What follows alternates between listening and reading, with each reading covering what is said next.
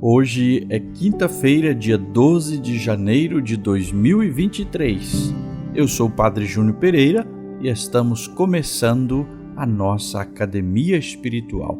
Louvado seja nosso Senhor Jesus Cristo, para sempre seja louvado. Salve Maria, Mãe da Misericórdia. Estamos na quinta-feira da primeira semana do tempo comum. Entre as doenças, a lepra era a que mais tornava impuro o ser humano, porque destruía sua integridade física e era considerada um sinal de pecado. Jesus quer salvar, curar e reintegrar.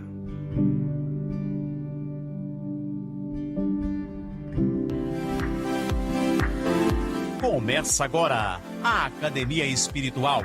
A Palavra de Deus fortalecendo a musculatura da nossa alma.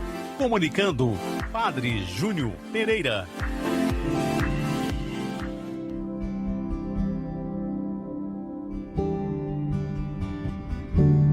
O texto do Evangelho proposto para nossa meditação nesta quinta-feira é de Marcos, no capítulo 1, versículos de 40 a 45. Proclamação do Evangelho de Jesus Cristo segundo Marcos. Glória a vós, Senhor. Naquele tempo, um leproso chegou perto de Jesus e de joelhos pediu: Se queres, tens o poder de curar-me. Jesus, cheio de compaixão, estendeu a mão, tocou nele e disse: Eu quero, fique curado. No mesmo instante, a lepra desapareceu e ele ficou curado.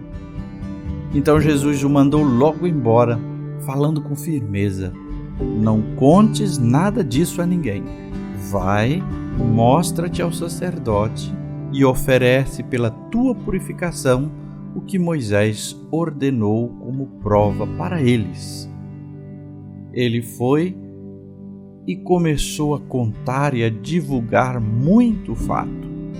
Por isso Jesus não podia mais entrar publicamente numa cidade. Ficava fora, em lugares desertos, e de toda parte vinham procurá-lo. Palavra da salvação, glória a vós, Senhor.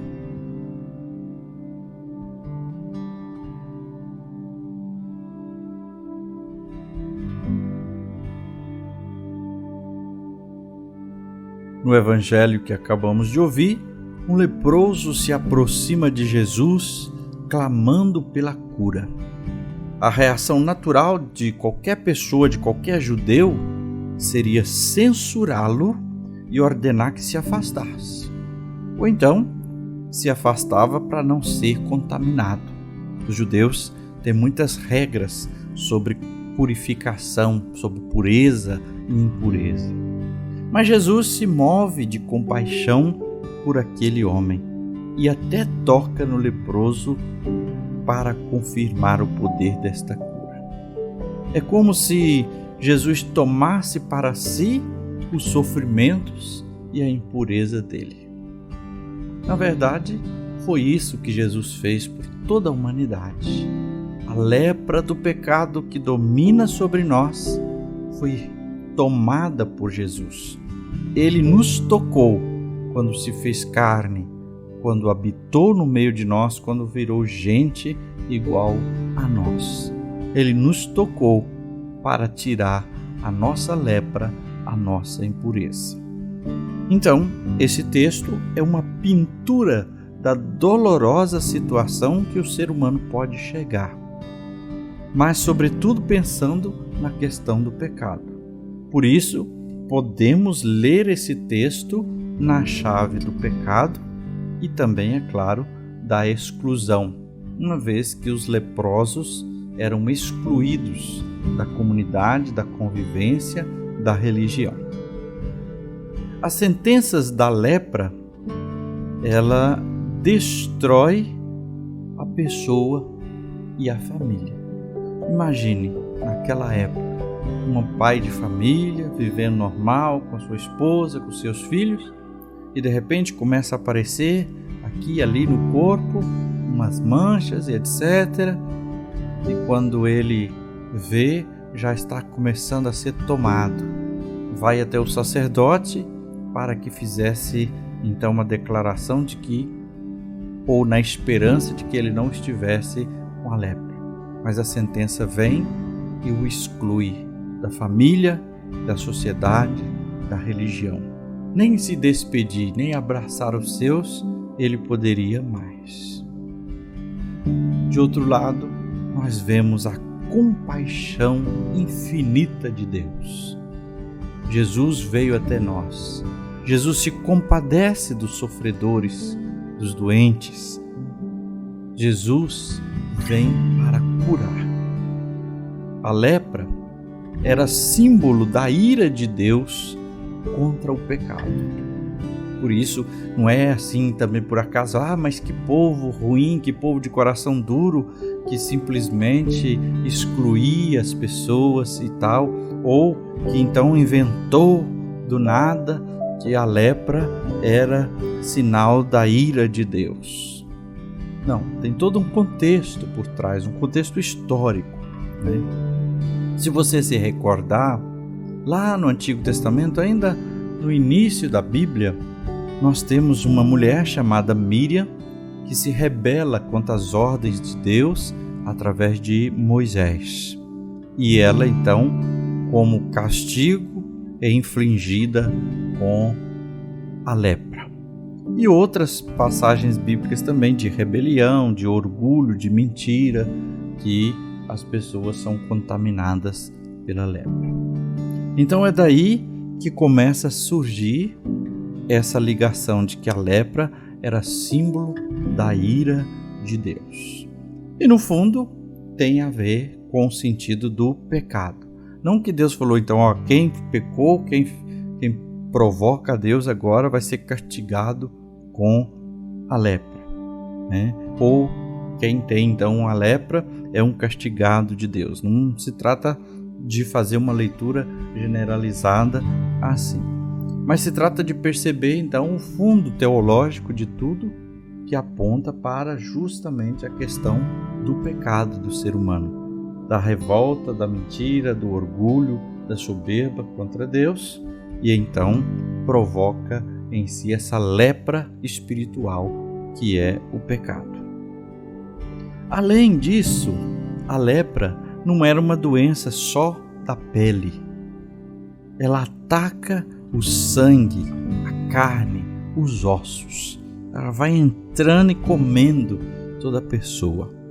Aí é possível fazer um paralelo com a questão do pecado, porque semelhante ao pecado, ele também não ataca só o exterior. Ele vai destruindo a pessoa, a alma, o mais profundo da pessoa. A lepra, ela trazia uma aflição física por causa da dor, da doença em si, mas também moral, como dissemos, por causa das interpretações que foram dando como se fosse culpa da pessoa, né? Como se fosse um castigo de Deus.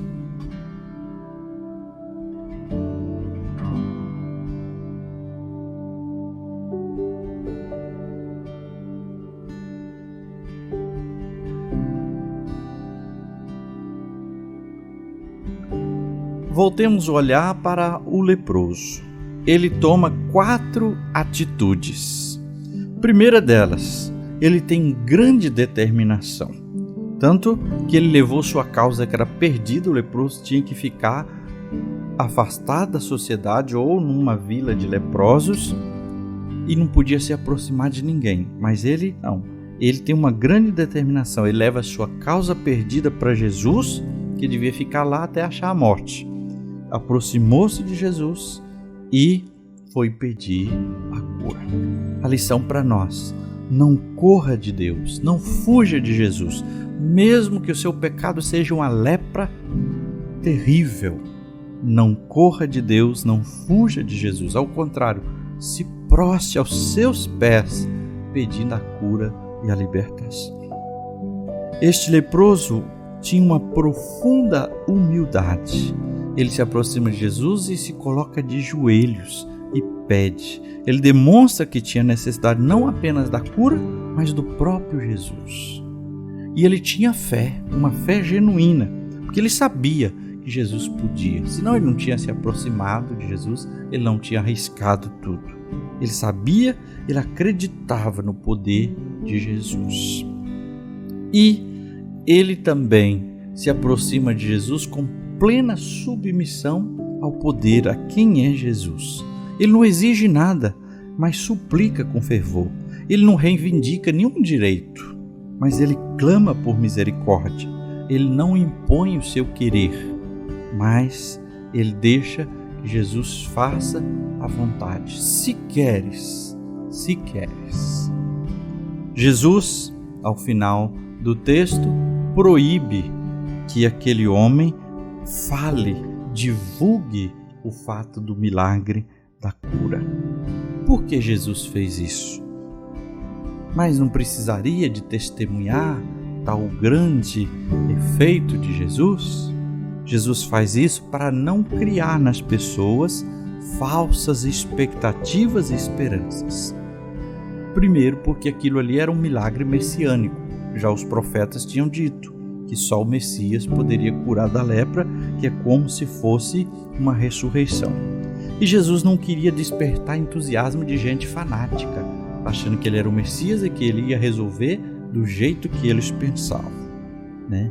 Mas sobretudo porque Jesus queria que quem escolhesse segui-lo, o seguisse não por causa dos milagres, porque isso poderia causar decepção quando viesse a cruz e a paixão.